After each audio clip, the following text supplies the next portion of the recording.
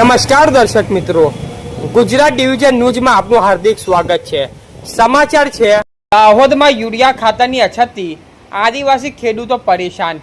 કલાકો સુધી લાઇનમાં ઊભા રહેવા છતાં ખાતર મળતું નથી। દાહોદ શહેરમાં પ્રધાનમંત્રી કિસાન સમૃદ્ધિ કેન્દ્ર દુકાન નંબર 20 ખાતે યુરિયા ખાતર મેળવવા માટે મોટી સંખ્યામાં એસટી સમાજના ખેડૂતો વહેલી સવારથી લાંબી લાઇનોમાં ઊભા રહેવા મજબૂર બન્યા છે। છતાં અનેક ખેડૂતોએ કલાકો સુધી રાહ જોયા બાદ પણ યુરિયાનું એક બેગ પણ મળતી નથી હોવાના આક્ષેપો સામે આવ્યા છે। ખેડૂતોનું કહેવું છે કે હાલ ખેતીની મહત્વની સિઝન યુરિયા ખાતરની ભારે અછત સર્જાતા વાવેતર અને પાકની સંભાળ પર સીધી અસર પડી રહી છે। આવી ગંભીર પરિસ્થિતિ હોવા છતાં દાહોદ જિલ્લાની સત્તાધારી જનપ્રતિનિધિઓ, ધારાસભ્યો, સાંસદો તેમજ કૃષિ ક્ષેત્ર સાથે સંકળાયેલા જવાબદાર પદાધિકારીઓ તરફથી કોઈ અસરકારક પગલાં લેવામાં આવી રહ્યા નથી। ખેડૂતો એવો પણ રોજ જોવા મળી રહ્યો છે કે ચૂંટણી સમયે મત માગવા માટે જનતા વચ્ચે આવનારા નેતાઓ આજે ખેડૂતોની આ ગંભીર મુશ્કેલીઓ તેમની સાથે દેખાતા નથી।